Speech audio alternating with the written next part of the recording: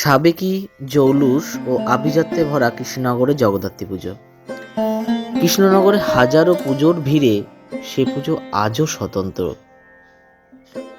রাজবাড়ির তোরণ পেরিয়ে নাট মন্দিরের দিকে পা বাড়ালেই দেখতে পাবে সেই পুরনো স্থাপত্য করে বলে ওঠে ইতিহাসের অজানা কথা।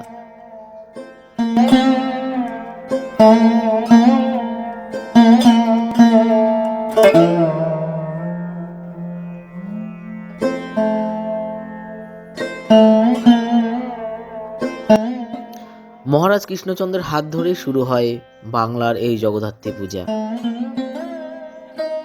এখন আমরা জেনে নিই জগদ্ধাত্রী পুজোর ইতিহাস, কিভাবে কৃষ্ণনগরে জগদ্ধাত্রী পুজোর প্রচলন হয়।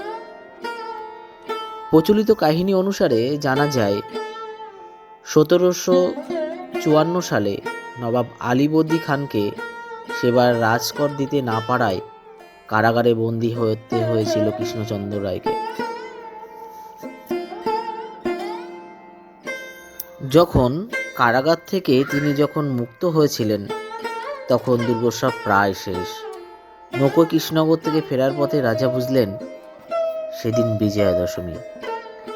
সেবার পুজোয় উপস্থিত থাকতে না পারায় ক্লান্ত ও বিষণ্ণ রাজা নৌকার মধ্যে ঘুমিয়ে পড়েছিলেন। সেখানে স্বপ্নে দেখেছিলেন যে এক রক্তবর্ণা চতুর্ভুজা কুমারী দেবী তাকে বলছেন আগামী কার্তিক মাসের শুক্লা নবমী তিথিতে তার পুজো করতে। ফলে প্রচলন হয় জগদ্ধাত্রী পূজার। ঠিক এর পরের বছর চন্দননগরে জগদ্ধাত্রী পুজোর প্রচলন হয় তার শহীদ ইন্দ্রনারায়ণ চৌধুরীর হাত দিয়ে। এছাড়াও মালোপাড়া জগদ্ধাত্রী পুজোর সূচনা করেন রাজা কৃষ্ণচন্দ্র।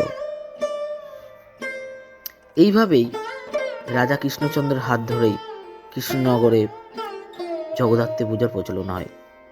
আজও আমরা দেখতে পাই জগদ্ধাত্রী পুজোর যেসব কমিটিগুলি, আশপাশের বারোয়ারি কমিটিগুলি জগদ্ধাত্রী পুজো করে থাকে, তারা বিসর্জনের আগে এই রাজবাড়ির সামনে দিয়েই সেই জগদ্ধাত্রী মাতা বিসর্জনের পথে এগিয়ে যায়।